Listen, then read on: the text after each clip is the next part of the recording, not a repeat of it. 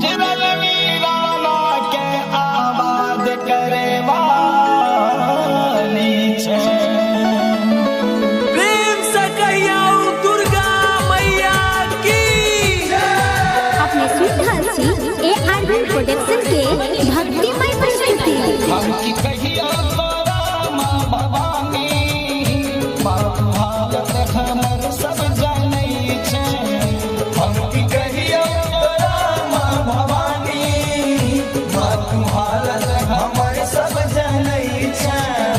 जकर नैया उड़ल सिंधु में माँ, पार ओकरा माँ तोही करै छे। हम की कहिया तोरा माँ भवानी, माँ हालत हमर सब जानै छे। हम की कहिया तोरा माँ भवानी, माँ हालत हमर सब जानै छे। हम की कहिया तोरा माँ भवानी, माँ हालत हमर सब जानै छे। जकर नैया उड़ल सिंधु में माँ, पार ओकरा माँ तोही करै छे। हम की कहिया तोरा माँ भवानी, माँ हालत हमर सब जानै छे। हम की कहिया तोरा माँ भवानी, माँ हालत हमर सब जानै छे। हम की कहिया तोरा माँ भवानी, माँ हालत हमर सब जानै छे।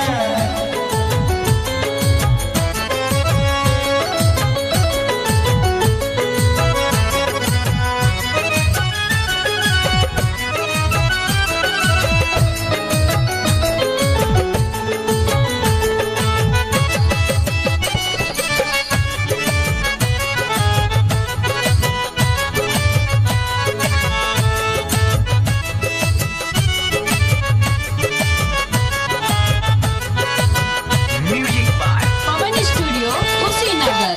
हजारों दिन दुखी के तू मैया तार दिले, कते पापी के अम्बे माँ तोही उबार दिले। बेसहारा के तोही मैया सहारा बनले, डूबल तकदीर के माँ तोही किनारा बनले। हमर तकदीर लिखाई में कलंकी टूट गेलो, हमर तकदीर लिखाई में कलंकी टूट गेलो। अके स्याही के शीशी मैया तोहर फैट गेलो। सबटा रचना तोही माँ रचै छे, माँ हालत हमर सब जानै छे। सबटा रचना तोही माँ रचै छे, माँ हालत हमर सब जानै छे। हम की कहिया तोरा माँ भवानी, माँ हालत हमर सब जानै छे।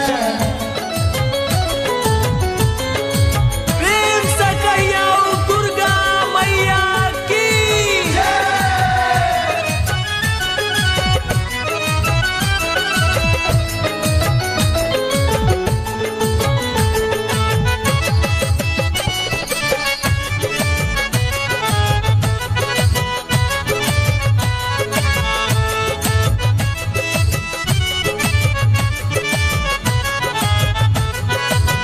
Music by Pawan studio Kushinagar. एक तोरे का आशा पर मैया हम जीवै छी। फटल तकदीर के कहुना के हम मुसीबै छी। कोना के देख के हालत हमर बिसर गेले, कोन अपराध पर मैया तहू बिगड़ गेले। तोहर दरबार सुनो दया के खजाना छो, तोहर